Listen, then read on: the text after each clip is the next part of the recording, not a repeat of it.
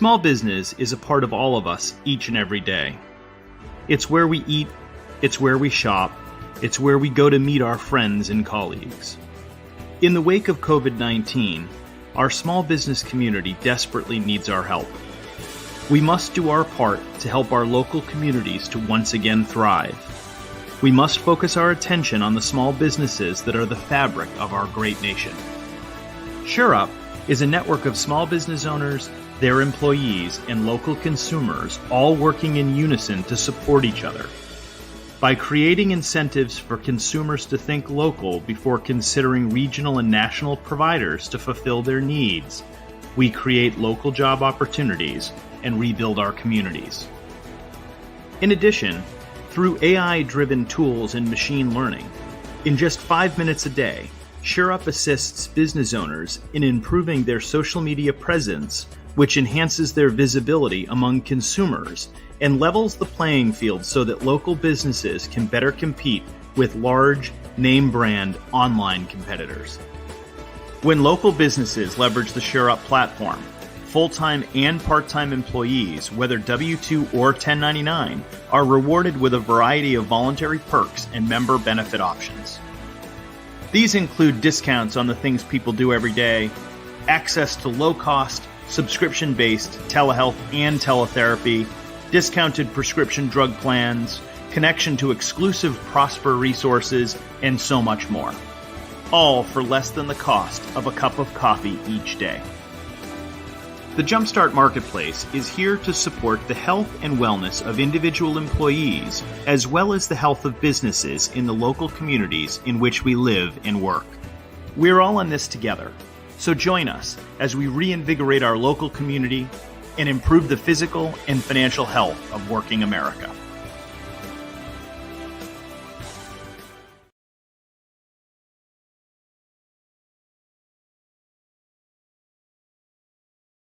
I used to watch BET, MTV, VH1, now I watch Tempo.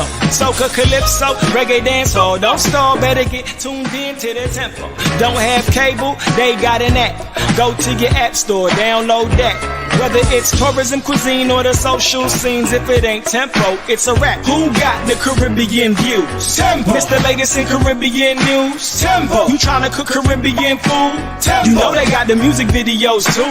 Tempo. Who got the Caribbean views? Tempo. It's the latest in Caribbean news. Tempo. You tryna cook Caribbean food? Tempo. You know they got the music videos too. Tempo.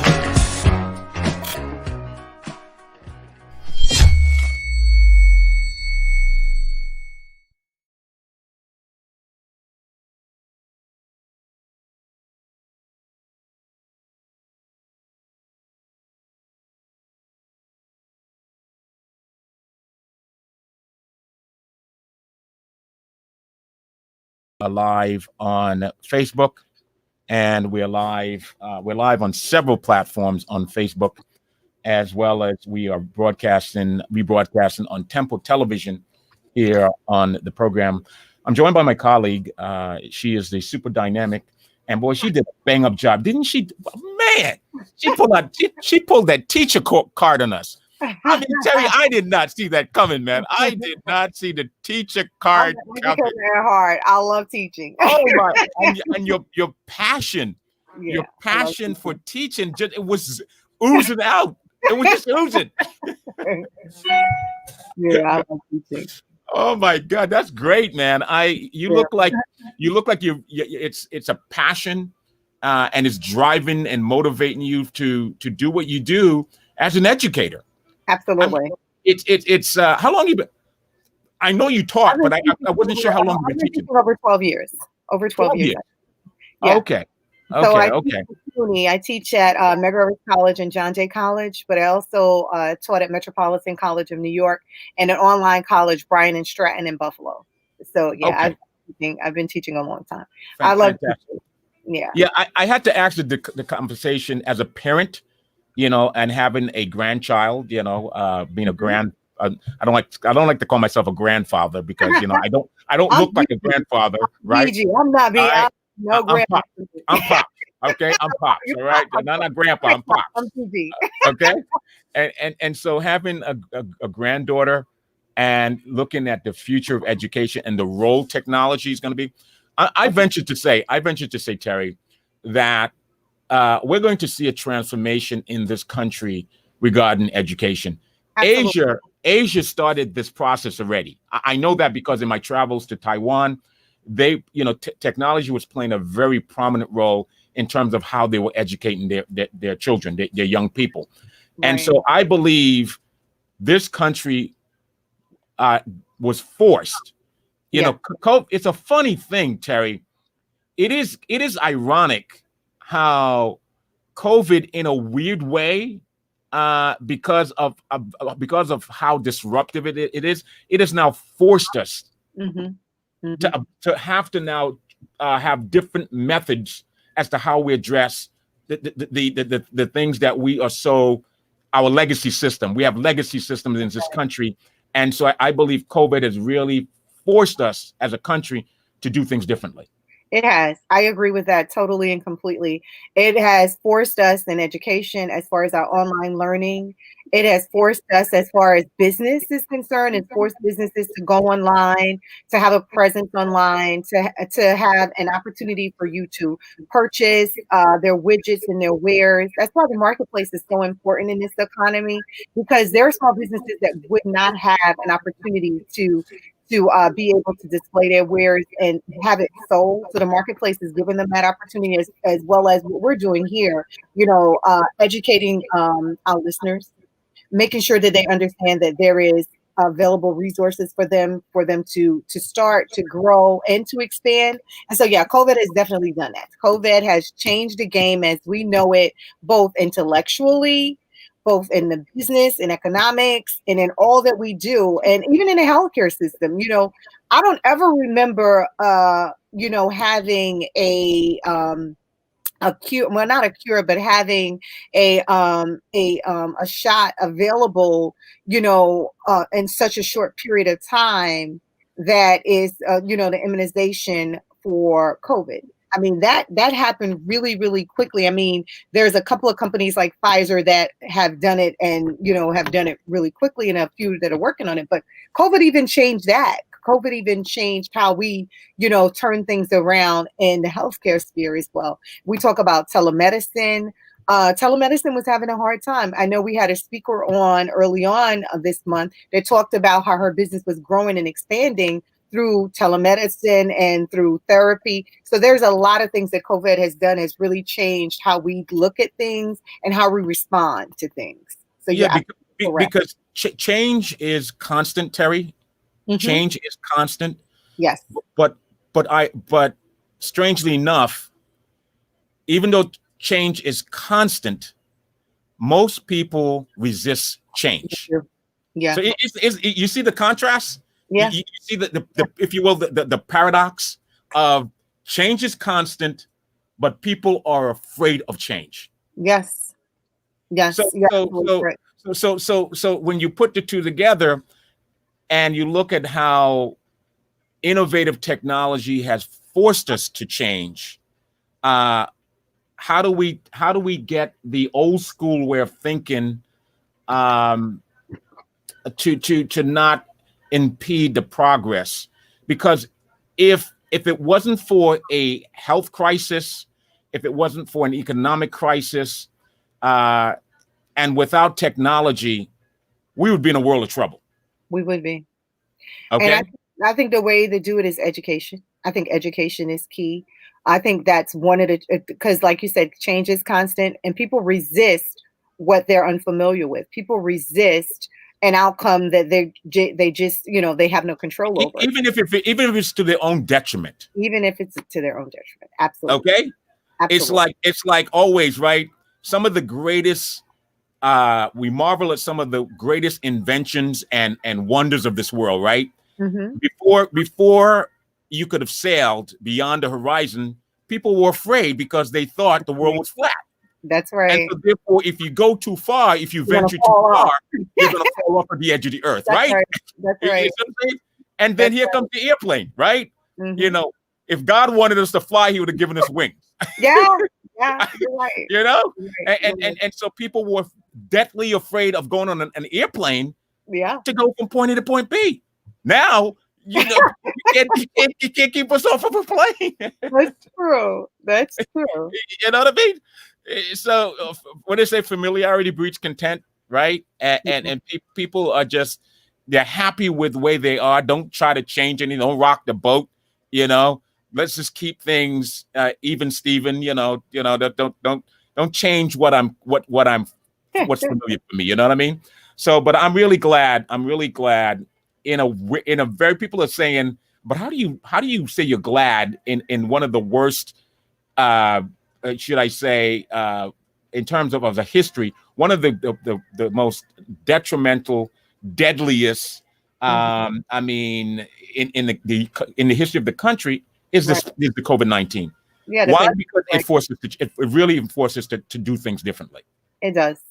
What I'd like to do is I'd like to between now and when we get into the Tasters segment, I want to talk a little bit about some of the reports, the current statistics, and also offer some comments, if you will, on this. Okay. And so I'm going to share real quickly right now where we are as a country in terms of the current state of affairs, right? Yes. As of 10:30 this morning, the marketplace reported that obviously the COVID-19 is dominating the news, right? Right. You have total death reported yesterday, 2,622. Okay. New cases reported yesterday because of COVID-19, 213,498. And that number is rising. The death rate is rising, and the cases are rising. Daily number of new tests daily reported yesterday in the U.S. Ready? 2.08 million. Wow. Okay? Record high. Okay. Then you have COVID patients now in hospital. The number of patients in hospital. California, Southern California, had to go into lockdown. Terry, had to go into lockdown because they're saying that once they realize what percentage, the threshold of that percentage of their hospital capacity to be able to treat patients, once they reach that number, they touch that percentage, they said, no, we're going to have to lock down. And so you have patients in hospital reported yesterday, 104,600 in the hospital. 104,600 because of COVID, only COVID. Not anything, not heart attacks, not cancer, not strokes, not any other illnesses, not accidents. This is just COVID in the hospital because of COVID. Wow. Okay, 104,600. Right. So you see how this. literally cripples our society. Okay, and our healthcare system had to buckle because it just doesn't have the capacity to do that. Okay. And then you have here companies that increase telework during pandemic, 31%. Yeah. Okay. 31% of companies had before. What was the percentage of companies? I know we looked at the percentage of companies before that were already in telework. So it increased 31%. Right. I think that puts us over the 50% mark, way over. Because I know we talked about it before, but we'll come back with those numbers. But if it increased another 31%, I think that puts us over the 50% of companies that are teleworking. Well, it's funny that you say that because companies that told employees to pause working during the pandemic, 52%. See, so it's funny that you mentioned that number because companies, half of companies had to tell the employees, all right, time out. We can't operate the way we want to operate. Right. We have to shut down because this pandemic is wreaking havoc on the business. Right. And then of course you look at the percentage of those businesses now saying, well, if we're going to continue to operate, you can't come into the office. You're going to have to work remotely. That's right. Okay. Yeah. And before that, this is an interesting statistic, Terry. The federal government back in 2010 passed legislation, which is now law. This is not an executive order. This is now law. Mm-hmm. On the federal level, the federal government had passed a law. The federal government, I think, employs something like 2 million. There's about 2 million something people working for the federal government. Mm-hmm. They passed a law to allow 600,000 federal employees to work to telecommute. Yeah. Okay. So this was before the pandemic. This has nothing to do with the pandemic. Basically, to allow, and my sister who works for the federal government, I knew that was real because my sister, she didn't have to go into the office. Working for the federal government, she was able to work and go into the office maybe once a week, but she was able to work remotely. Yeah, so was I. One of the things when I was the Region 2 advocate for SBA, we had something called a token. And so we were given, of course, the technology. We had a laptop, we had the cell phone, but we also had a token. So if we needed to, like if I was covering the Virgin Islands and I needed to get onto the computer, I can log on and use my token to get in. And so it was just like being in the office. Wherever there was a Wi-Fi connection, we were able to work from there. And so, yeah, we did have an opportunity to do that. And even with traveling, we could travel to our respective regions and work from that region like we were working in our office. So, Absolutely. yeah.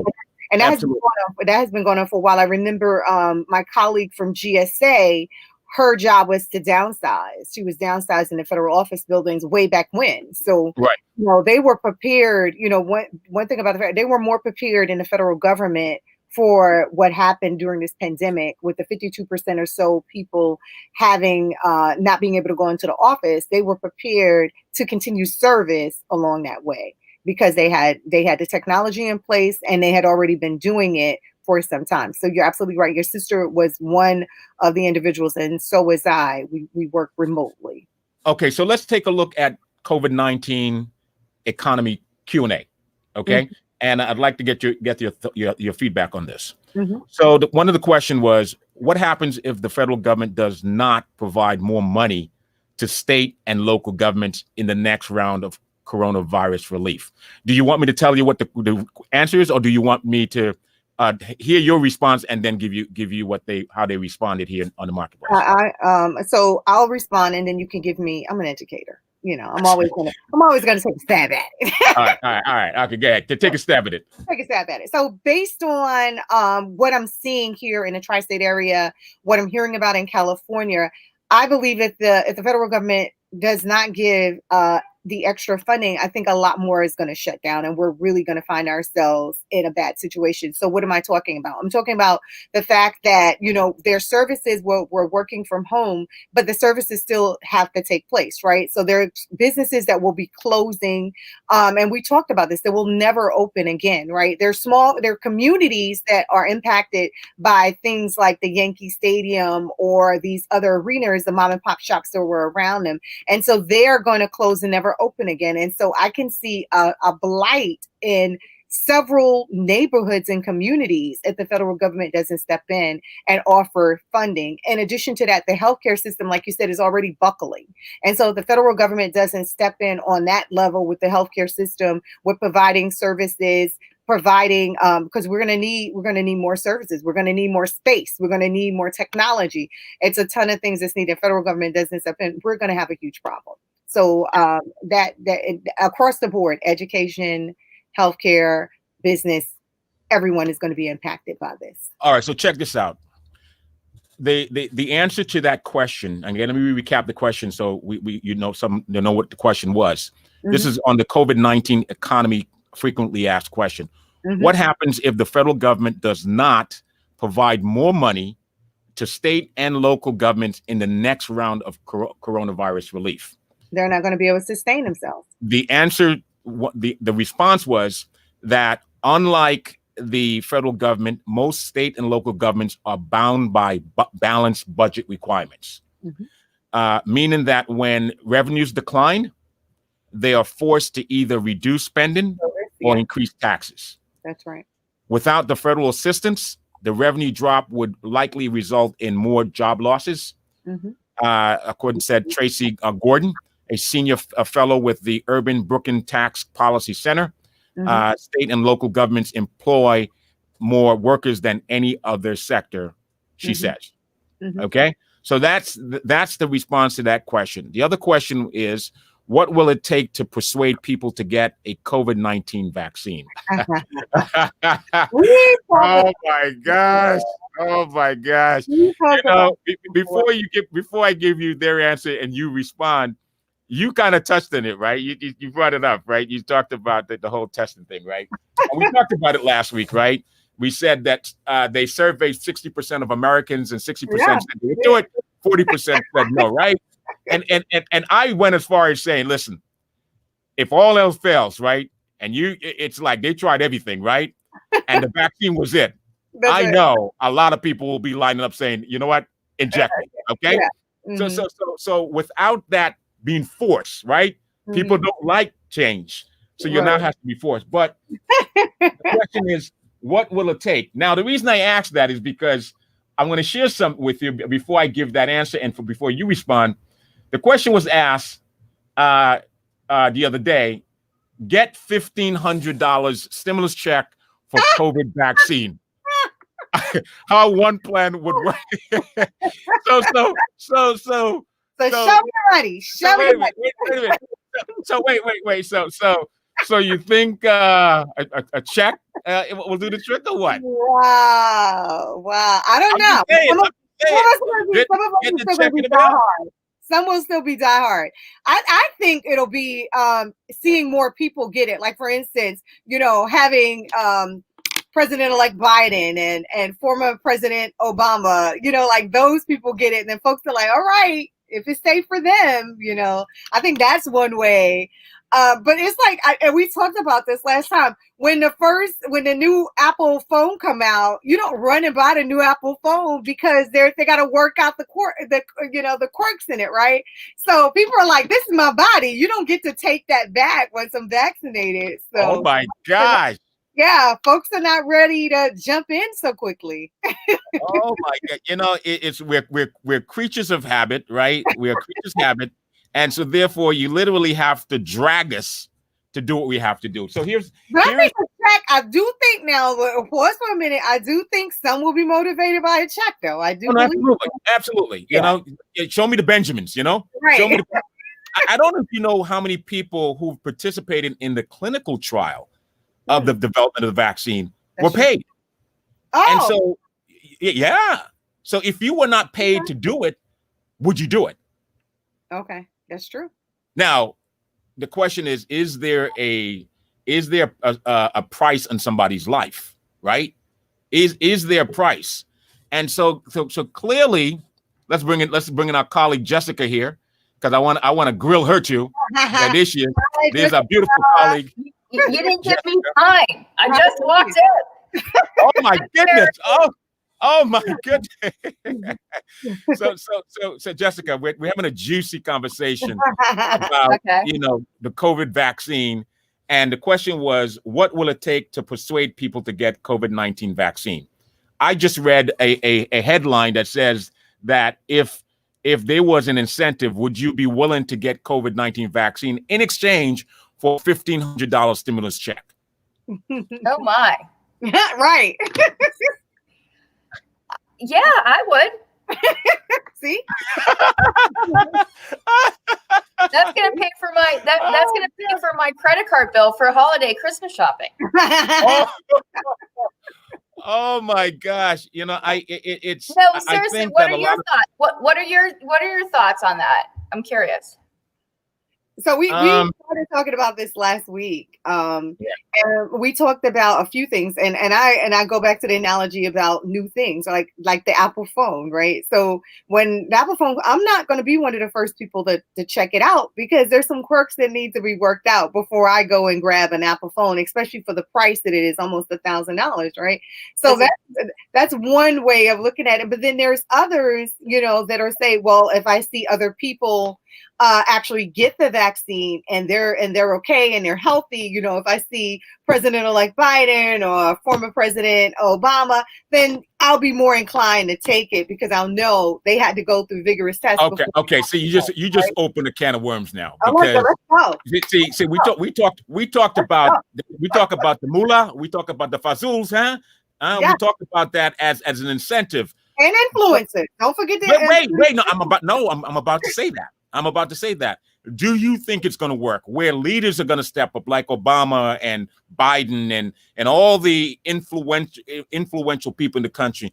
How much of that percentage of 40% is going to be swayed by watching in real time those influential leaders taking an injection? I think a few. I think we can get some people that are going, because look at things that trend, right? Quantify. Can you please quantify? Can you quantify? At least, I'll give it about 12 to 15%. Let me tell you why I say that. Because look at that trend, right? So there's a pair of sneakers that I already know that ball player on the Knicks didn't purchase, right? But because he's wearing those sneakers, I'm going to go out and get a pair of those sneakers because I'm going to fly with Nike or, whatever. Oh, right? my gosh. Oh, those are influencers. The influencers move things. I mean, all the time we put our marketing dollars into the influencers because they're the people that are going to get people to go out and purchase or go out and be a part of something. Look at TikTok. We have these songs on TikTok, and next thing you know, all the celebrities are doing the song, or all of them are singing in karaoke.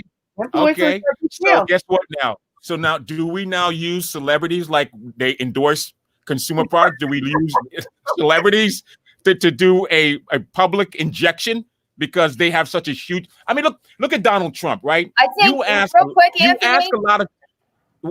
You ask a lot of Donald Trump supporter, why do they support him? Why do they like him? You know what they say consistently? Because he's a celebrity.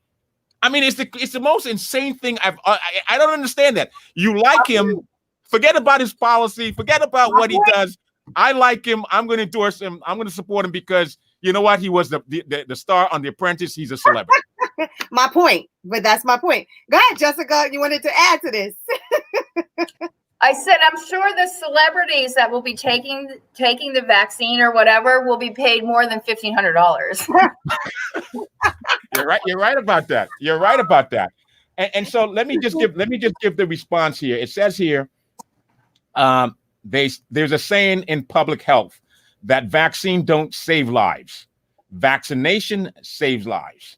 Mm-hmm. So a vaccine is like a sack of fertilizer, right? You have fertilizer in a sack. If it's just sitting in the sack, it's not fertilizing anything. You got to get it out of the sack and start fertilizing for it to work, right? So it's like vaccine. Vaccine doesn't save life. The vaccination is what saves lives. A recent Pew Research poll showed 60% of Americans would definitely or probably get a COVID-19 vaccine if one were available today. Wait, what was that number? What's the percent? 60%. 60. Yeah, 60. 60. Okay.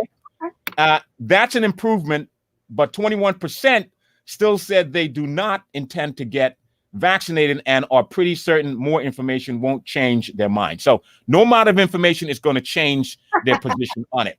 So what will it take? Building trust, said James Colgrove, a professor of public health of Columbia University, having famous people get vaccinated on camera. Is one tactic. There you go, right? For that, and former President Barack Obama, George W. Bush, and Bill Clinton have already volunteered to do that. Okay? That's all. Yeah. Exactly. And I see we have our guest. I see we have our guest in queue. So let me just do the last Terry, question. Are you going to chime in with us on Tasters? Why not? I'm going to stay on. Okay. So here's the last question: are states ready to roll out COVID-19 vaccine? Are states and local government ready for this? Now, I'm going to say no. Here's why I'm going to say no. You look at the PPE issue, disaster, a total fiasco. Okay. Testing. That's still a major problem. We can't even we can't administer tests to this day because of the back and forth. So if we can't get the PPE right, we can't get the testing right. Are we going to be ready for the vaccine? No, seriously, guys. I mean, let's be honest. I agree with you, and I agree with you because I walk past the testing centers often, and there's a line. There's always a line going to there's always a line going into testing centers, so they have to do something to get that under control and then better and better, so that we can then be able to administer the vaccines. The other thing about it, I'm going to say, and I agree, because we can't agree on how to do it either, right? So. President Trump was saying that we're going to administer it to the pharmacies and to the doctors. Well, guess what? In our communities, in some of our Black and brown communities, they don't go to the doctor. They don't have health coverage. They're not, and there's a desert of pharmacies in their areas. So then how are they going to get tested when we've seen through the pandemic that those communities are being impacted the most? So they really have to really think of a strategy that's going to get it done. And I don't see that they have that yet. I don't think that absolutely. Well, just real quick, I was driving by Sunny Isle today, which is a shopping district, Terry, in St. Croix this morning early, after I dropped the kids off at school, and there's a line.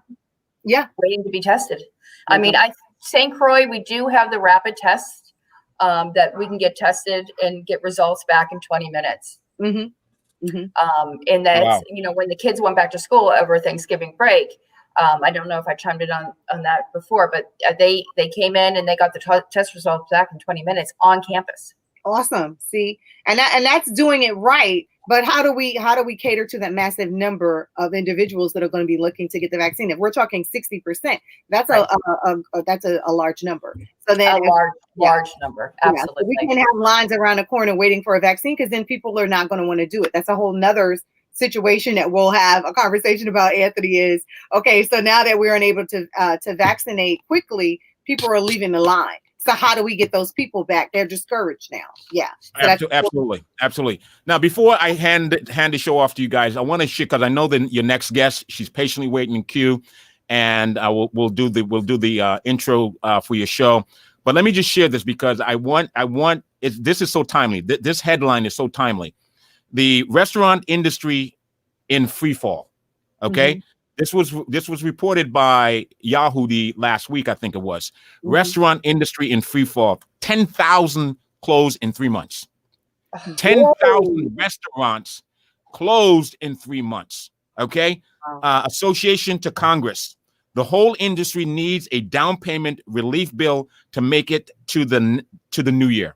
So basically, there are going to be some more casualty between now and the new year. And they're saying if the federal government doesn't put a down payment on the restaurant industry, you're going to have some more collateral damage in this deal. And so it says here, reported on Monday, according to the PRN Newswire, it says that the National Restaurant Association sent a letter to congressional leadership sharing new survey findings that illustrates continued business deterioration across the restaurant industry and offering support for the moderate compromise proposal as a down payment towards a larger relief package in early 2021.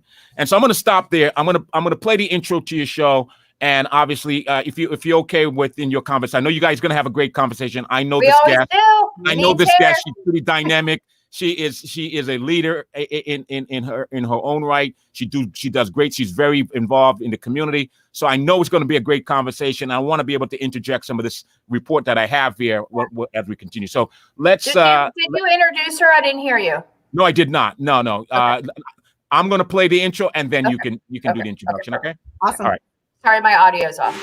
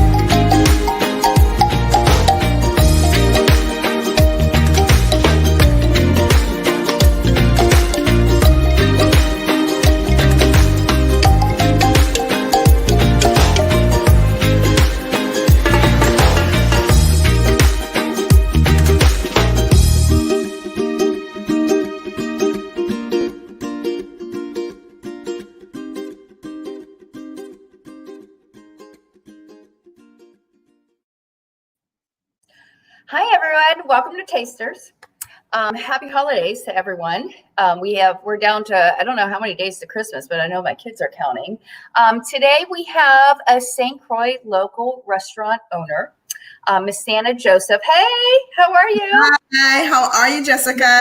Joseph Smith is going to be visiting with us today and talking about her restaurant and maybe some changes that might be coming in the near future, which is exciting. Yes, we have a big announcement just on your show. So you have the exclusive, Jessica.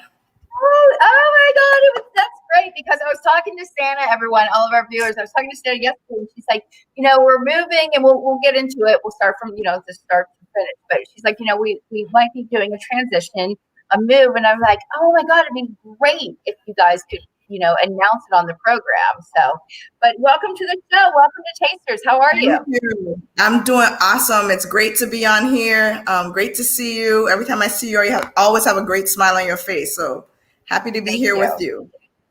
And I think the last time we actually saw each other was at the chamber event. Yeah, I think it was. Yeah, I think it was. When we did breakfast with the governor? Yes. And Santa and I actually sat next to each other, and it was good to chit chat.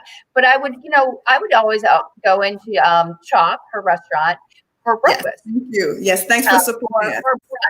Yeah. So tell us a little bit about yourself. Like, how did you? Okay, let's talk about from start to finish. So, when did you start your restaurant into your business?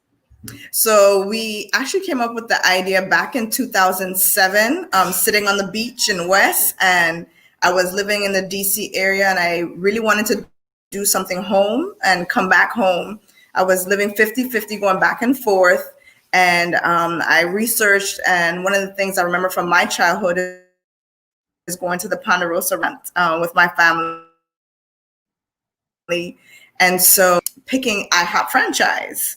And so, unfortunately for us, it was the worst time ever. It was when the market crashed and Thomas IHOP closed. But we did start off, and we actually opened our doors on December 9th, 2009. So today is literally our 11-year anniversary from when we opened the doors. I know how I run it, and we didn't plan any of this. Any of the viewers out there, we just didn't plan it, but it just happened that I'm here with you on the 9th. On our anniversary. Yes, on our anniversary. So that's exciting by itself. After about a few years, we realized that the franchise concept was not one we wanted to stay with. And we were able to transition to become an independent restaurant in March of 2016. So that was a venture, but it really was something that we ultimately thought was the best for the longevity of the restaurant. And, in order for us to be able to move forward. So from 2016 until present, we've been an independent restaurant. So that's kind of our story. Background is that I'm actually a business lender is my background. So this was my first jump into actually being part of, owning a restaurant and being in that industry. But I've helped so many other businesses and restaurants before that helped in us being able to make it through all the ups and downs between the market crashing and Hovensa and hurricanes and COVID and all sorts of stuff. So an adventure. And here we are today. Yes. So the location that you had, and I know that we're going to address that you're moving. So you opened up IHOP, and IHOP, like you said, is a chain restaurant, and it's more or less like a, how would you refer to it? Like a breakfast? Yeah, it's like a diner.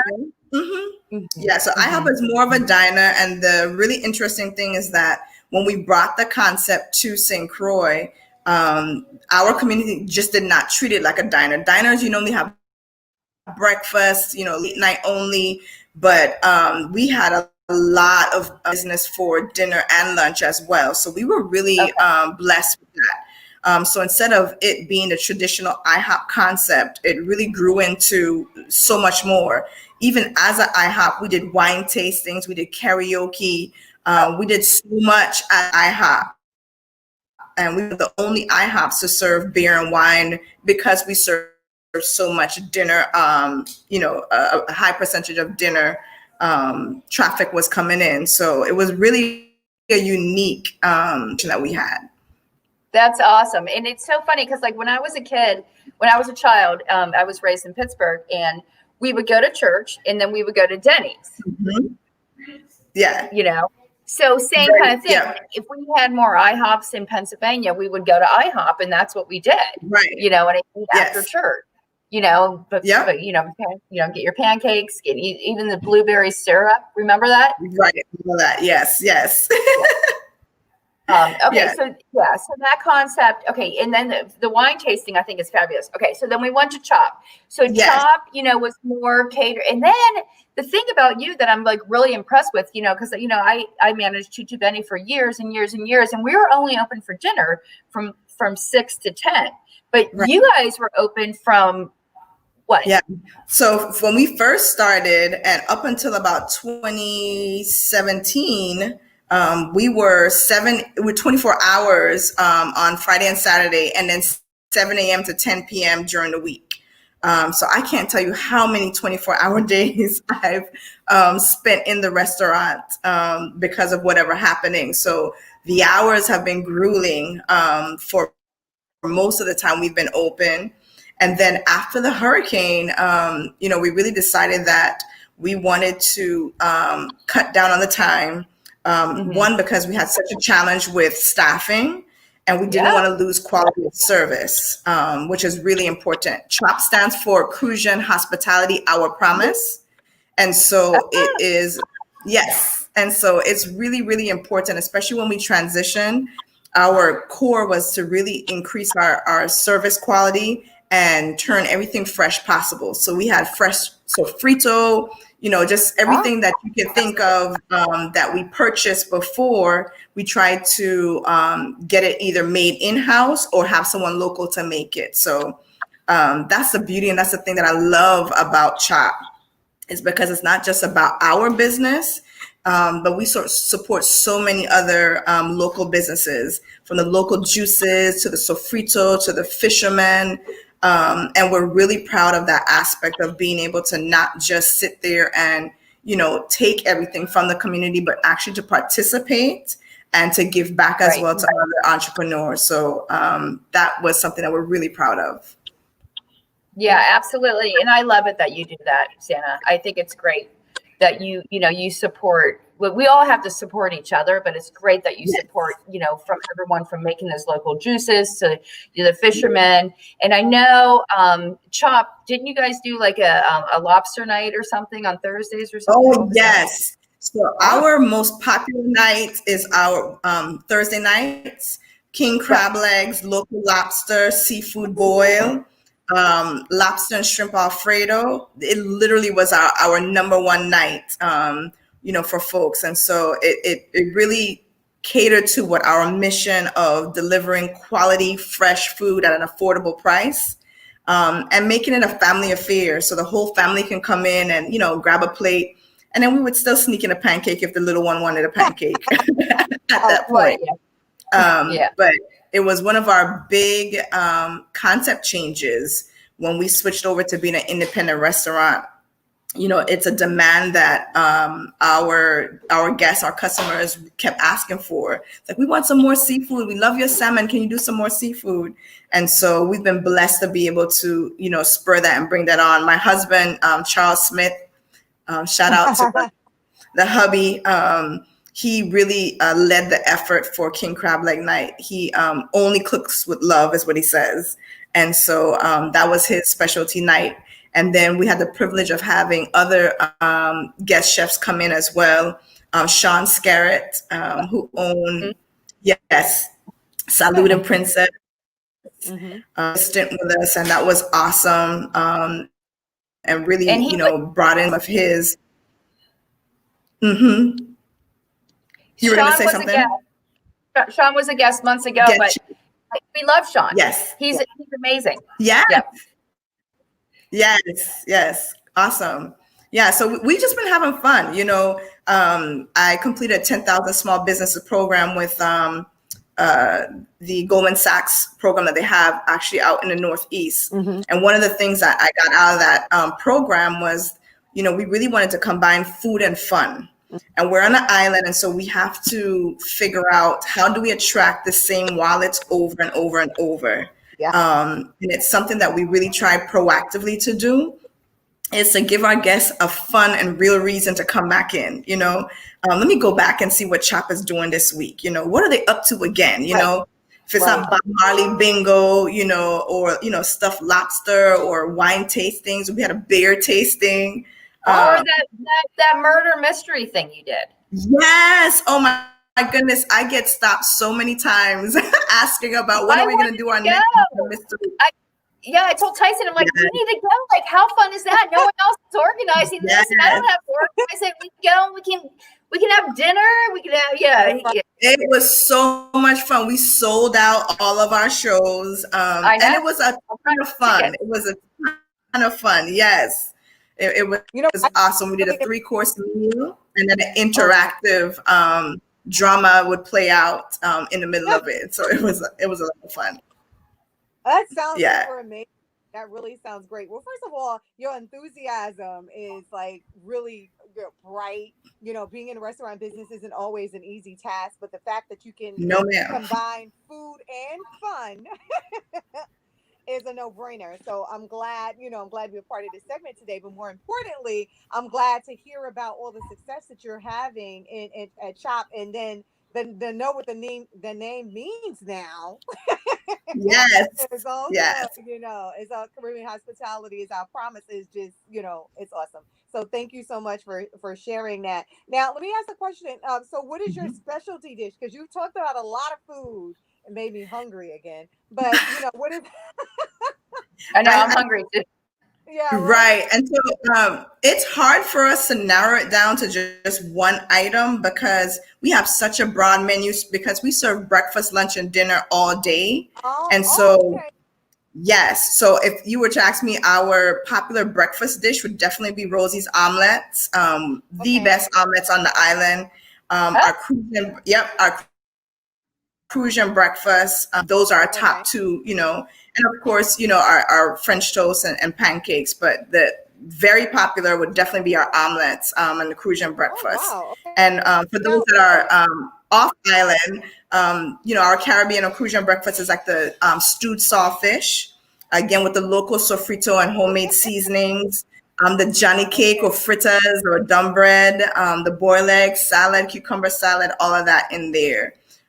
So that's a local special that we integrated, and that was a huge hit. For lunch, definitely our wings and salads, our crispy Cobb salad. We sold so much of that. And the wings, sometimes I wanted to tell folks, we do have other items available, but we had a specialty tamarind barbecue wings. So tamarind is a local fruit, and we made a barbecue sauce with that, with just a little kick. And that was very, very popular. And then for dinner, surprisingly, we did a survey, and one of our number one dishes are pasta Alfredo. Whether it's with lobster, yes, isn't that interesting? I thought it was interesting. Island pasta, wow, that's interesting. Yeah. Yes, and we're not an Italian restaurant, but we do make our sauce from scratch. And they love the pasta Alfredo, whether it's the salmon or shrimp or lobster or seafood mix. And so for dinner, our Alfredo pasta and our steaks, definitely were our top choices. And then we would always have specials. And I'm not including eggs and the lobsters, because if you include those, and by hands down, then those are going to win. But as far as, our main menu items. So we're happy. We've been trying to reduce our menu size over the years so that we can focus as much as possible. But it's hard when people have so many favorites, and we serve, breakfast, lunch, and dinner all day. Okay. Yeah. I think that diversity of menu is awesome, though. I think having that much diversity in your menu is really a good thing for you guys, because then people know what they like, right? And they probably order the same thing every time. I know I do. When I go to my favorite restaurant, there's a dish that I really like, and that's the one that I'm going to order. Yeah, so our specials would always, throw them off guard. Like, what do you mean, baked lobster mac and cheese? And they look and they're thinking twice, and they're like, okay, let me eat that now, and I'm gonna take my favorite to go.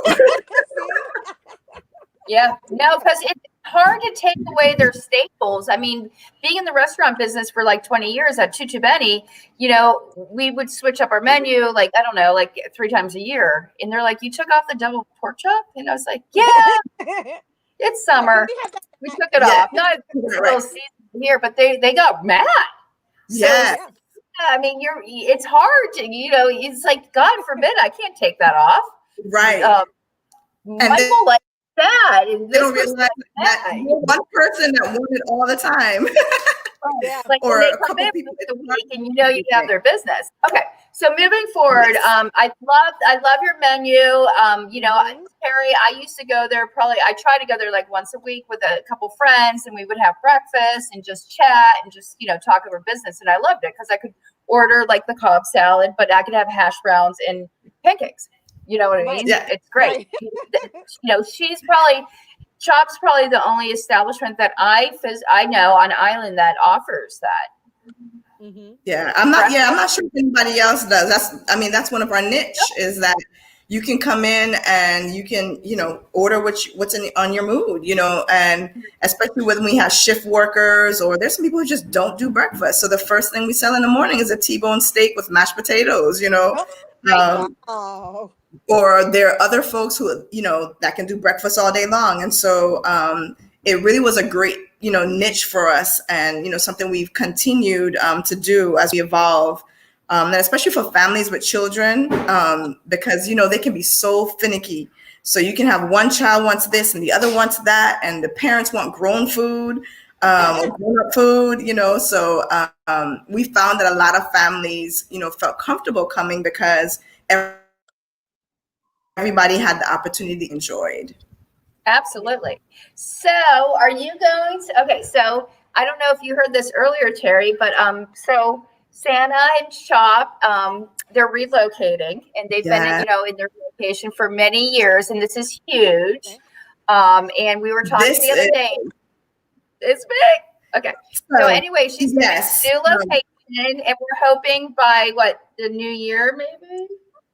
Yeah, I was hoping for the new year. So just a little backdrop. COVID, as Anthony mentioned before, has been devastating for our industry, and we are no exception. And so we've tried to evolve as much as we can, but our space in Sunny Isles was literally 4,600 square feet. And considering for takeout, you just need a little corner to do mostly takeout. And, you know, with the parameters that are in place, we just weren't using it. And to be honest, we originally wanted to own our own location. And so after looking at the COVID numbers and, you know, just trying to figure out how do we maintain our brand, how do we survive and get through this, the difficult decision was made that we're going to have to close and find a location. And so, of course, we hope that we would be able to transition directly into a new location. And that didn't happen either. So, you know, after I wiped my eyes and stopped crying, you know, you just have to focus. And I'm just giving this backdrop because I know there are other restaurant owners out there. I know there are other managers in the hospitality industry and my team that worked so hard.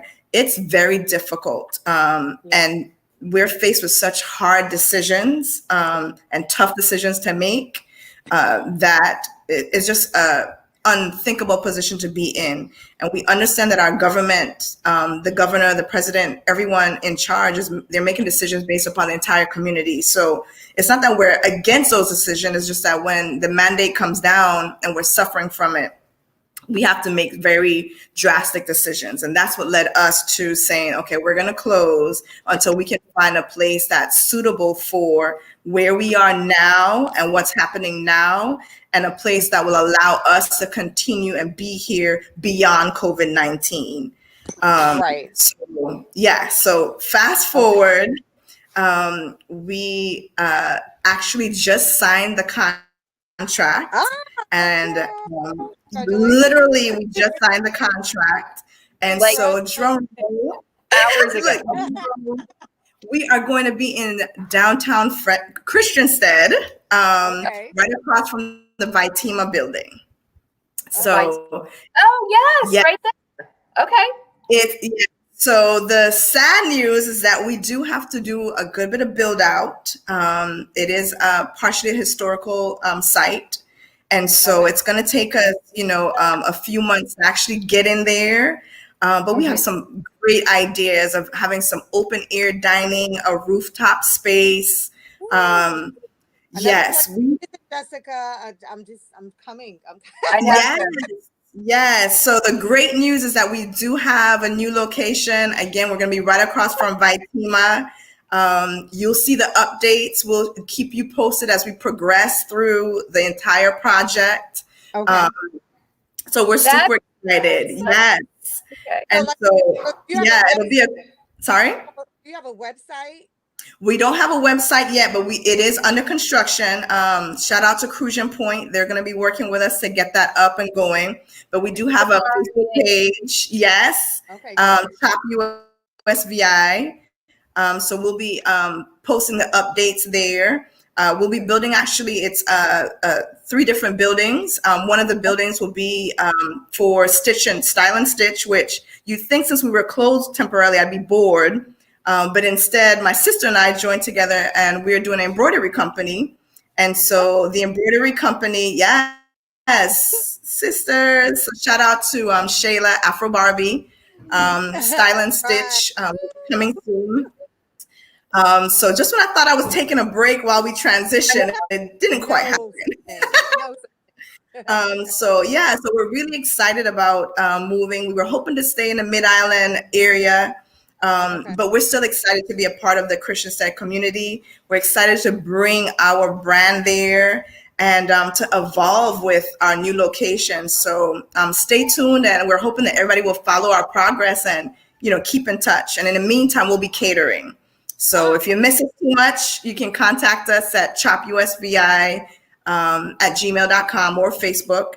And we're catering as well, just to continue, because some of our guests will not let us take a break. And we appreciate that.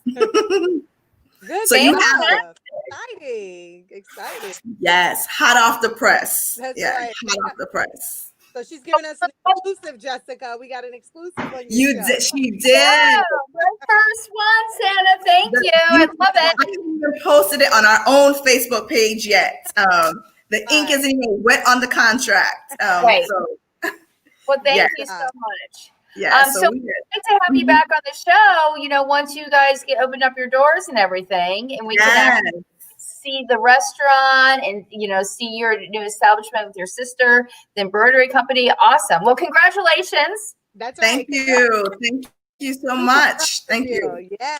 Thank you for coming on the show today. I appreciate it. Thanks for having me. Say that again. I said she's a ball of energy. I like her. Yes, she is. I know, right? You gotta be. Look, Jessica, in this industry, you can't be tired. You gotta get it together and keep moving. On the go. Well, thank you very much. And I just want to thank the community as well. If you would give me 2 seconds, I just want to say thank you, because today is our 11-year anniversary, and it is just not a project that we could do on our own.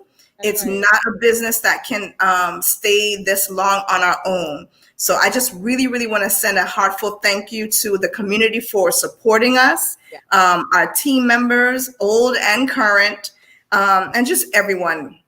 So thank you all again. We're grateful. Today is our Thanksgiving. Today's our grateful day. Absolutely. Awesome. Well, thank you. Thank you so much. Thank you for joining us, everyone. Thank you.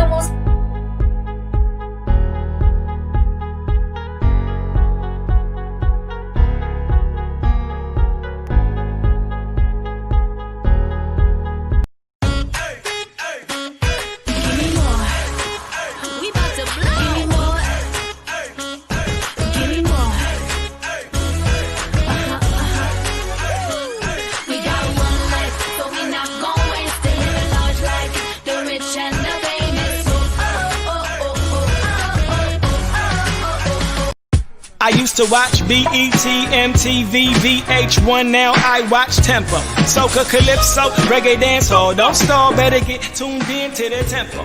Don't have cable, they got an app. Go to your app store, download that. Whether it's tourism, cuisine, or the social scenes, if it ain't Tempo, it's a rap. Who got the Caribbean views? Tempo. It's the latest in Caribbean news. Tempo. You tryna cook Caribbean food? Tempo. You know they got the music videos too.